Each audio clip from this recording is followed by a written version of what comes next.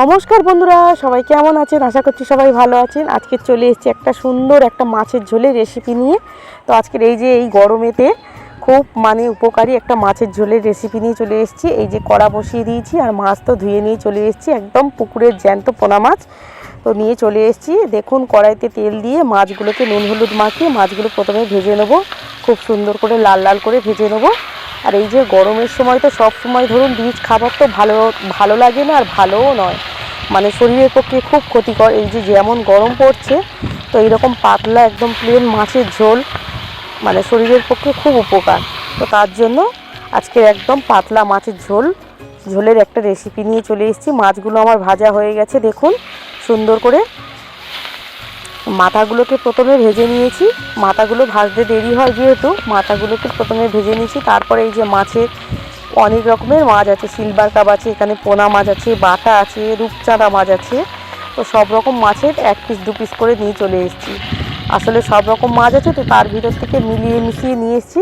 তো এই যে পুকুরের দেশি মাছ তো বেশ খেতেও ভালো লাগবে জানেন। তো এই যে তেলটা ছিল মাছ ভাজা, সেখানে আমি কয়েকটা বড়ি ভেজে নিচ্ছি একটু লাল লাল করে, দেখুন। তো বড়িগুলো ভাজা হয়ে গেছে, তুলে নেব।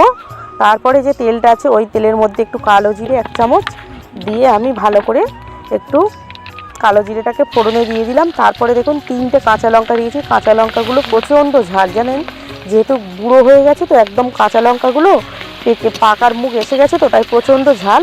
তো 3টে কাঁচা লঙ্কাটাই দিয়েছি, আপনাদের যেমন মনে হয় তেমন ঝালটা দিতে পারেন, তবে গুঁড়ো লঙ্কাটা অ্যাভয়েড করে গেলে ভালো হয়। তারপরে এখানে পেঁয়াজ কুচিয়ে রেখেছি, একটু বেশি করেই পেঁয়াজটাকে দিয়ে একটু নাড়াচাড়া করে নিয়ে, খুব বেশি কিন্তু আমি এখানে তেল দিইনি দেখুন। তারপরে এখানে 1 চামচের মতন দিয়ে দিয়েছি লবণটা যতটা লাগবে আমি একেবারেই দিয়ে দিলাম। তো দিয়ে এবারে আমি আদা রসুন সামান্য একটু দিয়েছি বাটা।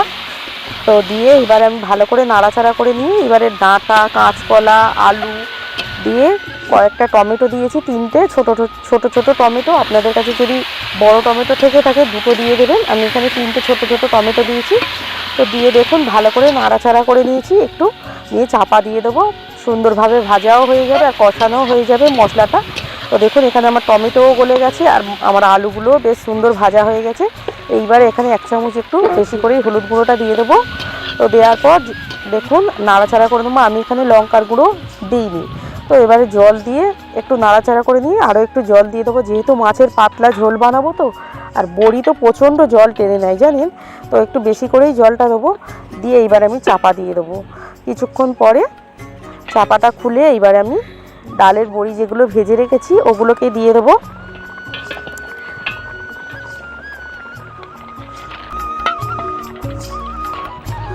তো বড়িগুলো দেয়া হয়ে গেল, এইবার মাছগুলো একে একে দিয়ে দিচ্ছি, দিয়ে আবার সুন্দর করে চাপা দিয়ে দেবো কিছুক্ষণ, যেহেতু মাছটা তো সিদ্ধ হতে সময় লাগবে। তো মাছটা দিয়ে বড়িটাকেও দিয়ে একটু চাপা দিয়ে দেবেন। তো দেখুন এখানে আমি তেজপাতা আর জিরে বেটে রেখেছিলাম সেটাকে দিয়ে দিলাম। দিয়ে দেখুন আলুটা আমার সিদ্ধ হয়ে গেছে, আরও কিছুক্ষণ চাপা দিয়ে রাখবো। তো আমার তরকারিটা হয়ে গেছে, চলুন এবারে নামিয়ে নেবো। একটু ঝোলটাকে চেখে দেখবেন, লবণ টবণ যদি মনে হয় লাগে দিয়ে দেবেন। তো তারপরে দেখুন এবারে তরকারিটা আমি নামিয়ে নেবো, মাছের ঝোলটা। তো এই যে নামানো হয়ে গেছে, খুব সুন্দর মাছের ঝোল, খুব সুন্দর টেস্ট, আর এই গরমে তো অসাধারণ খেতে। তো কেমন লাগলো ভিডিওটা প্লিজ কমেন্টে জানাবেন। সবাই ভালো থাকবেন, দেখা হচ্ছে নেক্সট ভিডিওতে।